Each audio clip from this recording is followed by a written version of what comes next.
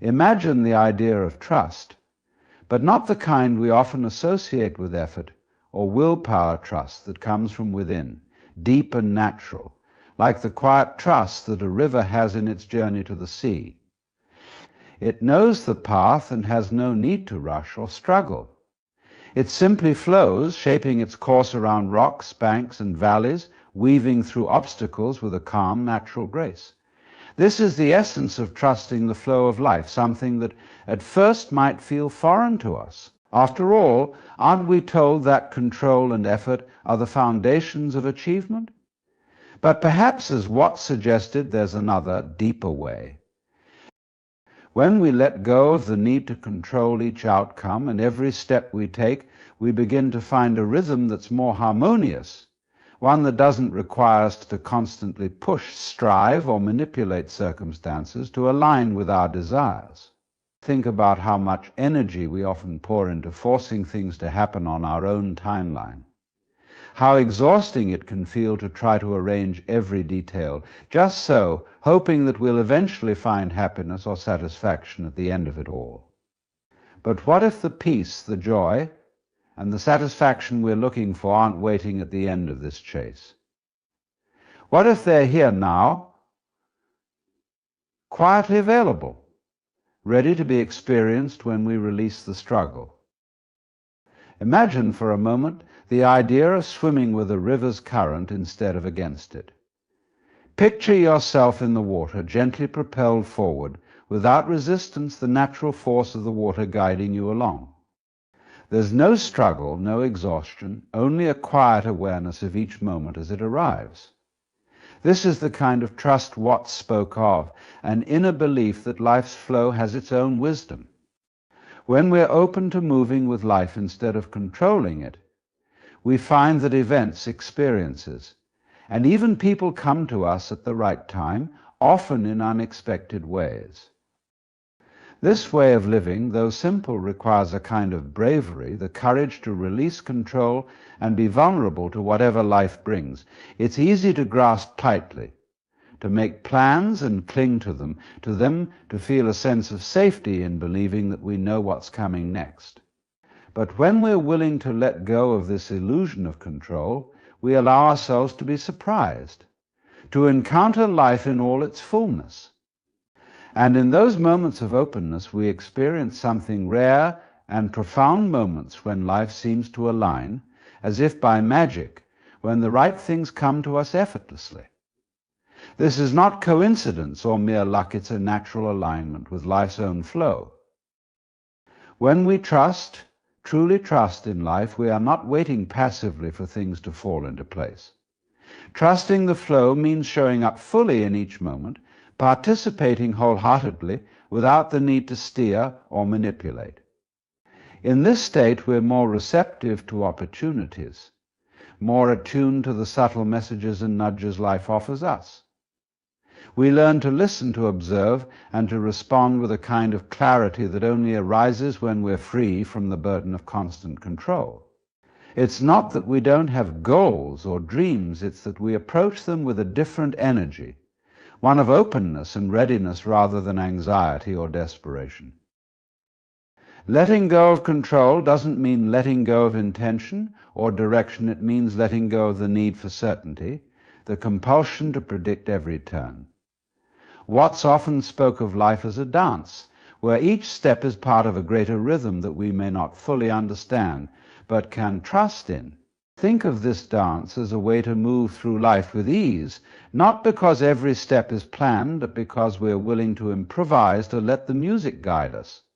And just as a dancer trusts a rhythm, we can trust life's rhythm, knowing that it has a way of guiding us if we allow it. Trust in life isn't built on guarantees. It's a choice we make moment by moment.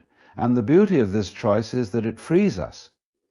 We're no longer weighed down by worry, no longer preoccupied with what could go wrong or whether things will unfold as we wish. Instead, we're liberated to experience each moment as it is, to see the beauty in what's right in front of us without needing it to be different. It's this freedom that brings a quiet joy, a deep sense of peace that isn't dependent on circumstances. This is the joy of trusting the flow of life, of knowing that no matter where we are in the journey, we are exactly where we're meant to be. As we live this way, we begin to see that the challenges, obstacles, and even the disappointments we face are all part of the river's flow. They shape us, refine us, teach us lessons we might not otherwise learn. In trusting the flow, we understand that every experience, pleasant or painful, contributes to our growth.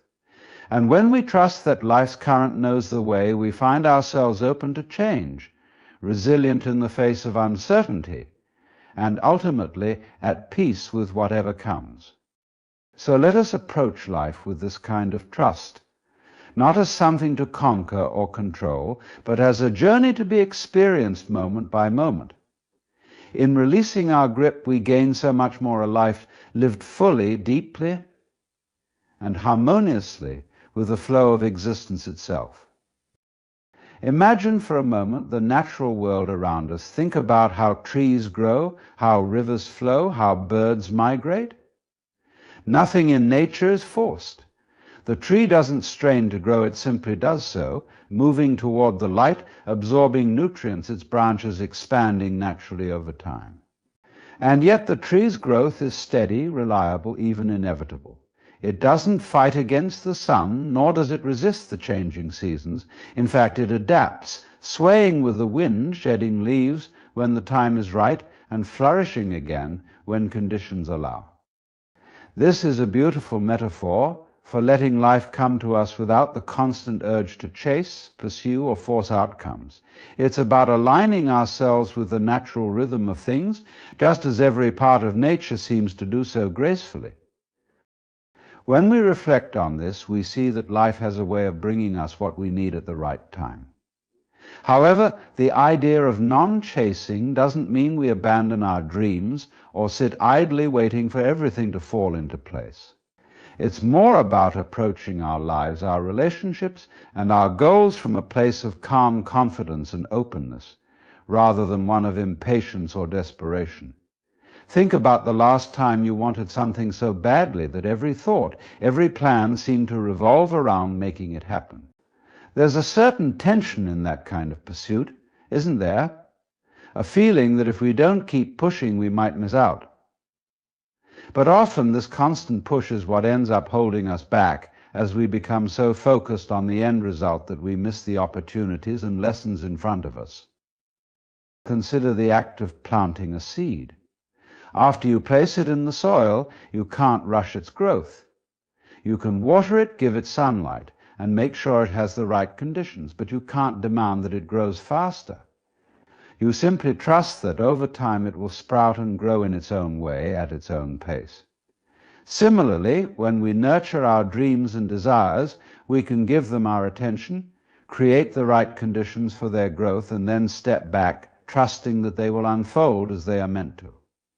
It's a kind of active patience, where we are involved in the process without forcing the outcome. It's this balance between action and non-action, between intention and surrender, that allows us to experience life fully without the need to control every detail. In letting go of the chase, we also make room for life to surprise us. Sometimes the very things we're searching for come to us in unexpected ways when we release the need to control. Perhaps you've experienced this in your own life. Maybe you met someone special, not through a dating app or a plan set up, but by a chance encounter. Or you landed an opportunity you hadn't been seeking, but which turned out to be exactly what you needed. When we let go, life often brings us what we need in ways we couldn't have planned or predicted. And this isn't a passive state, it's an engaged, alert way of being, where we remain open and receptive to whatever life presents, trusting that, just like nature, there's a rhythm and timing that's beyond our full understanding. The challenge, of course, is our own mind. We're wired to think about the future, to plan, to worry, and to want assurances. But real freedom comes when we can quiet that part of ourselves, even just for a moment, and allow things to happen naturally. Imagine if instead of worrying about how things will unfold, we focused on bringing our full presence to each moment. If we can bring this kind of presence to our lives, we'll find that the need to chase fades away. We begin to trust that what is meant for us won't pass us by, and that what isn't meant for us will make way for something that is. Letting go of the chase also brings us closer to our true selves. Often in our efforts to pursue or acquire, we end up moving further away from who we really are. We lose ourselves in the roles we think we should play, in the accomplishments we think will bring us validation or acceptance. But when we let go of these pursuits, we're left with a simpler, more genuine version of ourselves. We're no longer acting or chasing to fit a mold, we're simply being, in the most authentic sense. And in this state of being, we connect more deeply with ourselves and with others. We find that the relationships and experiences that come to us are more aligned, more meaningful, because they're not shaped by a need to impress or achieve. This is the essence of living in flow, allowing life to come to us without pushing it away or pulling it closer. When we embrace this way of being, we find that life has a way of arranging itself, often in ways more beautiful than we could have planned. It's as if the universe has a blueprint we cannot see, a way of aligning events, encounters, and opportunities when we step out of the way. This doesn't mean we sit back and do nothing, but that we take inspired actions rather than frantic ones, that we move from a place of alignment rather than force. To live this way is to embrace uncertainty with a kind of joyful curiosity.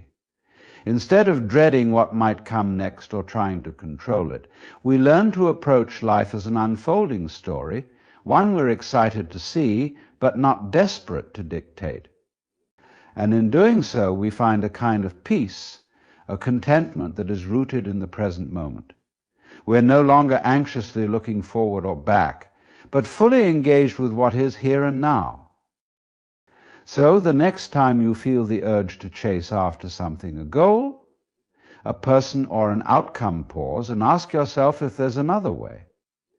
Ask yourself if you can hold your intention lightly, with the understanding that life's timing may not be yours, but that it's ultimately for the best.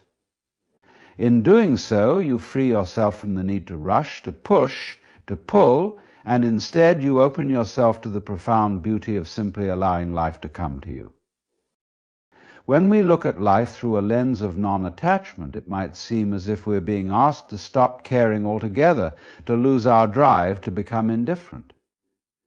But that couldn't be further from the truth. Non-attachment is not about losing our passion or our motivation. It's about approaching life in a way that allows us to experience joy, satisfaction, and contentment without clinging so tightly to specific outcomes. It's the art of caring deeply without depending on things to go a certain way. In essence, non-attachment is learning how to hold our desires, dreams, and relationships with an open hand rather than a tight grip. Consider the analogy of holding sand in your hand. When you cup it loosely, the grains rest comfortably, held safely. But the tighter you squeeze, the more sand slips through your fingers, until eventually you're left with very little. This is exactly what happens when we try to control every detail of our lives. When we hold too tightly, we end up losing the very essence of what we seek. The joy is drained, the spontaneity is lost, and we're left with a sense of frustration, wondering why our efforts don't yield the peace or happiness we expected. But when we loosen our grip, when we give ourselves the freedom to experience without demanding a specific outcome, that's when life seems to offer its most fulfilling moments. Non-attachment, therefore, invites us to see our experiences, our relationships, and even our challenges with a bit of distance, not an emotional coldness, but rather a kind of gentle perspective. It's recognizing that no single outcome, no single achievement, no single person is responsible for our happiness. Our sense of fulfillment comes from within, from our own willingness to be fully present, regardless of what happens. And this state of presence, free from the fear of loss or the pressure to achieve, is where we find true peace. One of the most transformative aspects of non-attachment is the way it allows us to love without condition. Often when we care deeply about someone, we might find ourselves becoming possessive or fearful of losing them. We cling tightly, worrying about every little detail, every interaction, every potential change. But the beauty of non-attachment is that it frees us to love more deeply, to truly appreciate the other person, not as a possession or a need, but as an individual in their own right. When we love in this way, we aren't trying to control or change them. We're simply grateful for who they are, for however long they're a part of our lives. We recognize that relationships, like everything in life, are fluid. People grow, change, and sometimes move on, and that's okay. Non-attachment teaches us that our love and happiness don't need to depend on keeping things exactly as they are. We're open to change, to growth, and to the natural evolution of our connections. Another beautiful aspect of non-attachment is how it transforms our relationship with success and failure. Many of us have been conditioned to think that our worth is directly tied to what we achieve. We set goals, we make plans, and we work tirelessly, thinking that once we reach a certain milestone, then we'll be happy, then we'll feel complete. But what happens when we attach all our happiness to a goal that keeps shifting? The closer we get, the further it seems to move away, leaving us constantly in a state of striving. Non-attachment invites us to see success differently. It reminds us that the journey itself, the effort, the growth, the experience, is where our fulfillment lies. The destination becomes less significant, and suddenly we're able to enjoy the process without constantly worrying about the end result. And this is where true contentment begins. We are free to give our best, to pursue our passions, without tying our worth or happiness to any single outcome. It's also interesting to consider how non-attachment can shift our experience of challenges and setbacks. When we're too attached to a certain plan or vision, any deviation feels like failure, a source of stress or disappointment. But when we adopt a non-attached perspective, we start to see obstacles as part of the journey, not as interruptions. Each challenge, each unexpected turn, is simply another part of the experience, perhaps even offering us something better than what we initially planned. This perspective allows us to adapt more easily, to learn and grow from our challenges instead of feeling defeated by them. It's as if life becomes a river we're flowing with rather than a mountain we're struggling to climb. The setbacks aren't setbacks at all, they're just part of the natural rhythm, guiding us to where we're meant to be. One of the most profound realizations about non-attachment is that it brings us back to the present moment. So much of our anxiety, stress, and dissatisfaction comes from living in the past or projecting ourselves into the future. We worry about what's to come, or we dwell on what has already happened, and in doing so, we miss what's right in front of us. Non-attachment brings us back to the here and now. It reminds us that this moment, this single moment, is the only one we truly have. And in fully embracing it, we discover a richness, a depth, a beauty that we might have overlooked. It's in this state of presence that we find a kind of quiet joy, a peace that doesn't rely on any external conditions. In the end, non-attachment isn't about detaching from life or from those we love. It's about detaching from the need to control every aspect, from the belief that we can only be happy when things are a certain way. It's about cultivating a trust in life, in ourselves, and in the natural flow of events. This doesn't mean we give up our dreams or our desires, but rather that we approach them with a sense of openness, a willingness to let them unfold as they will. We're still actively engaged, still caring, still passionate, but with an underlying freedom, a peace that comes from knowing we don't have to cling to any one outcome. Imagine if we could move through life with this kind of freedom, caring deeply, giving fully, but without the need to hold on so tightly. We would feel lighter, more peaceful, and more connected both to ourselves and to others. We would experience life's moments, its joys, its sorrows, and its surprises with a kind of graceful acceptance, knowing that each experience, each person, each success or failure is part of our journey, not its destination. On attachment, then, is not an absence of love, of ambition, or of care. It is simply the art of letting go, of allowing life to come and go as it will, while we remain centered, grounded, and at peace. And so, as we go forward, let's embrace this idea not as a philosophy to be understood, but as a way of life to be lived. In learning to let go, we give ourselves the greatest gift of all, the ability to be truly present, truly free, and truly alive. Let's think about how much time we spend either worrying about the future or dwelling on the past. There's always this mental movement, pulling us forward to things that haven't happened yet, or pulling us back to things we can't change. And what we often miss in all that is the one place where our lives are actually happening, the present moment. Alan Watts teaches that the future and the past are illusions that only exist in our minds, and to truly live, to really feel alive, we have to return to the present, to now. The present moment is where we feel most alive, yet our minds have this habit of wandering. It's almost as if we're trained to think that happiness or peace or fulfillment lies somewhere just out of reach. We imagine that once we get that next promotion, find the right relationship, or reach a certain goal, then we'll finally arrive.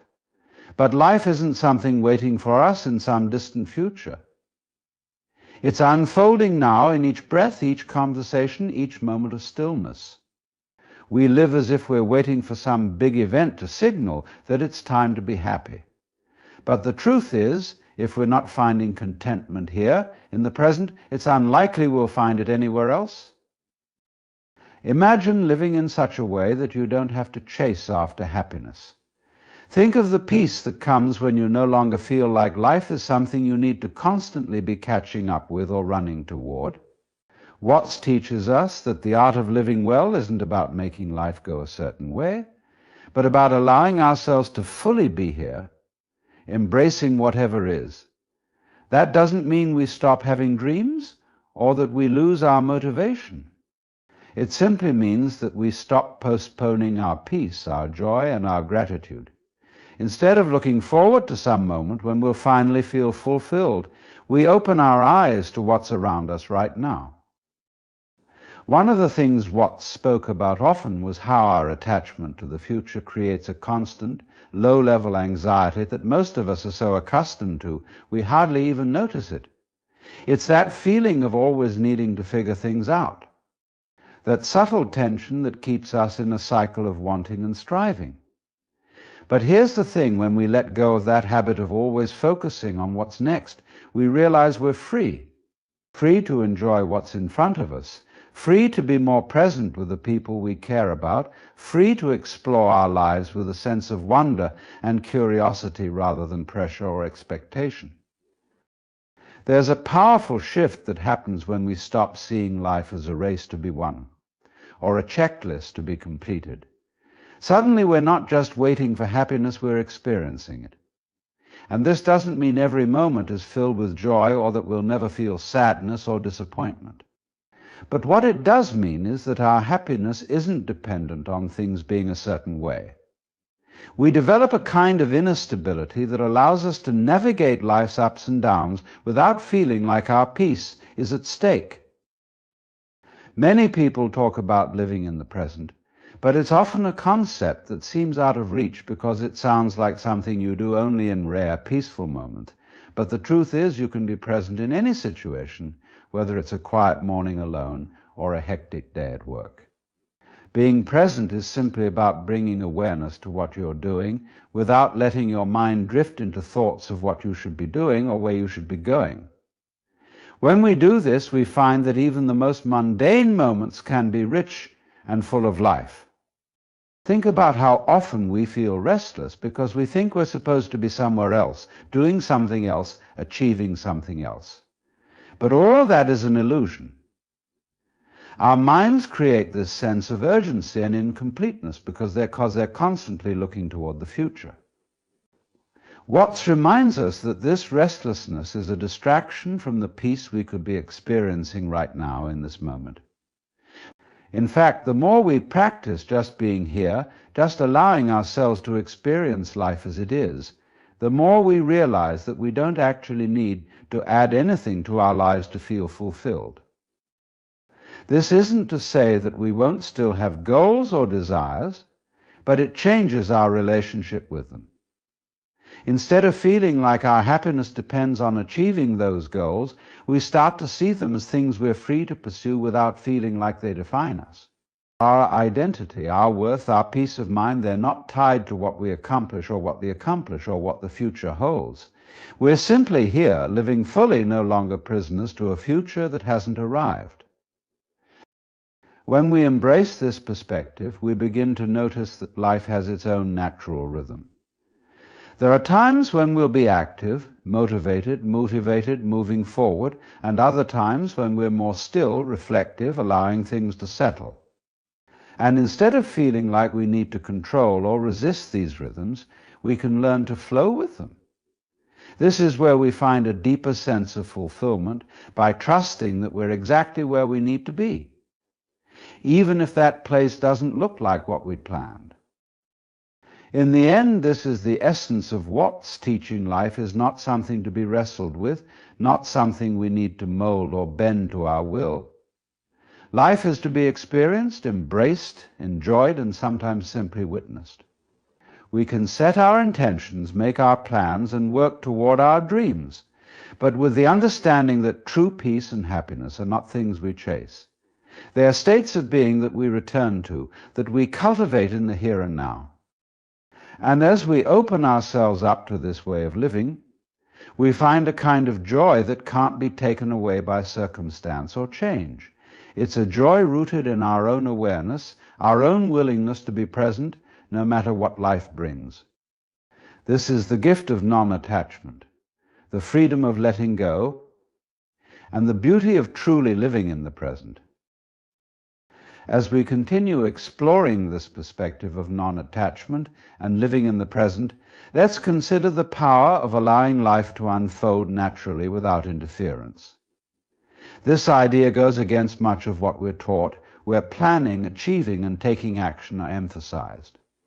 Alan Watts suggests that our efforts to control life often create unnecessary tension and anxiety because they put us at odds with life's natural flow. Let's reflect on how many times we've been told to make things happen, or to go out and get what we want. It's ingrained in us to be proactive, to ensure that every step leads directly to our goals. And while ambition and effort have their place, it's the need for absolute control that often leads us to unnecessary stress and disappointment. We imagine that if we're not actively steering, we might lose our way. But Watts invites us to a different approach, to see that sometimes the most profound outcomes arise not from grasping, but from letting go. Think about the times in life when things seem to fall perfectly into place without much effort. Perhaps a meaningful friendship began by chance, or a job opportunity arose when you least expected it. In those moments, we often feel a sense of harmony, as if life itself aligned with our intentions. This is what happens when we step back and allow life to flow naturally. Watts reminds us that life has an intelligence of its own, and sometimes the best outcomes come when we trust in that intelligence rather than trying to force a specific result. Living this way doesn't mean we become passive or indifferent. It means we become receptive, open to possibilities that we might overlook if we were too fixated on one outcome. Imagine walking through a forest. If you're solely focused on reaching a specific destination, you might miss the beauty along the way, the sunlight filtering through the trees, the sounds of birds, the subtle rustling of leaves. But if you walk with a sense of curiosity and openness, allowing yourself to take in everything around you, you will find that the journey itself is full of richness and beauty. In our lives, we're often so focused on reaching certain milestones or achieving specific goals that we overlook the beauty and wisdom of the present moment.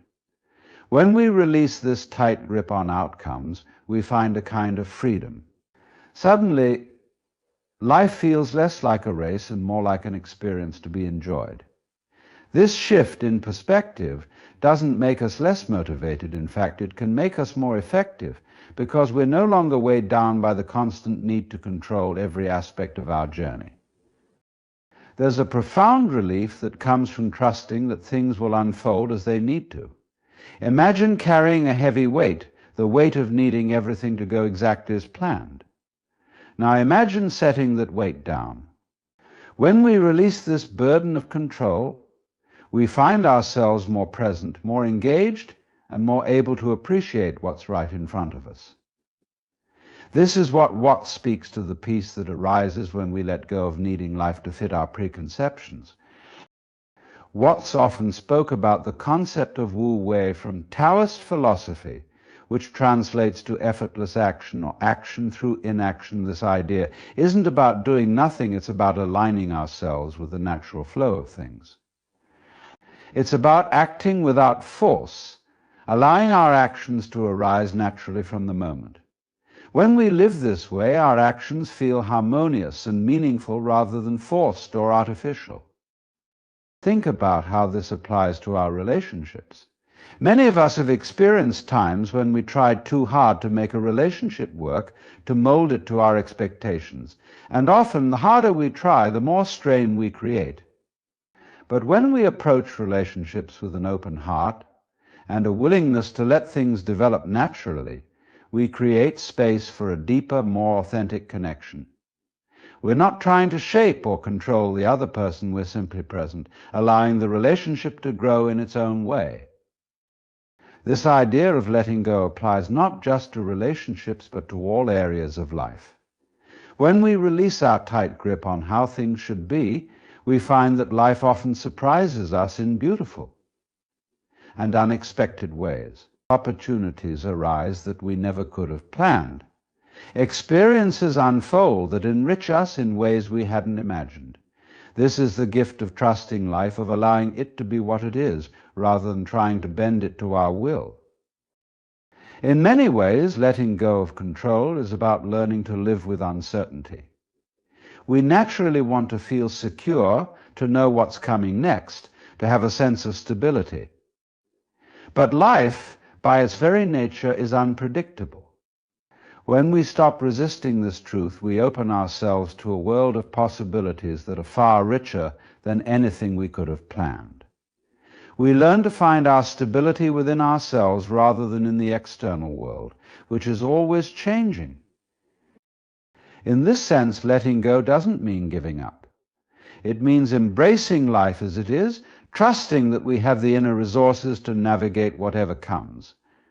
We may not know what the future holds, but we know that we're capable of meeting it with presence, with openness, with a sense of curiosity rather than fear. This is what it means to let life come to us, to allow it to unfold without the need to force or control.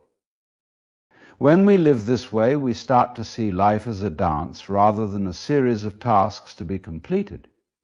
We're no longer moving rigidly from one goal to the next, but flowing with the rhythm of each moment. And in this flow, we find a kind of joy and fulfillment that doesn't depend on outcomes. It's a joy rooted in the very act of living, of being present, of engaging fully with each moment. This is the essence of Watts' teaching to live in harmony with life rather than in opposition to it. When we release our need to control, we discover that life has a beauty and wisdom that we can trust. We realize that we don't need to chase after happiness or force success. We simply need to be present, open, and willing to embrace whatever life brings our way. In the end, this approach to life brings us a sense of peace that isn't dependent on circumstances. We're no longer waiting for things to be a certain way to feel fulfilled. We're living fully here and now, trusting that life will unfold as it needs to, and finding joy in each step of the journey.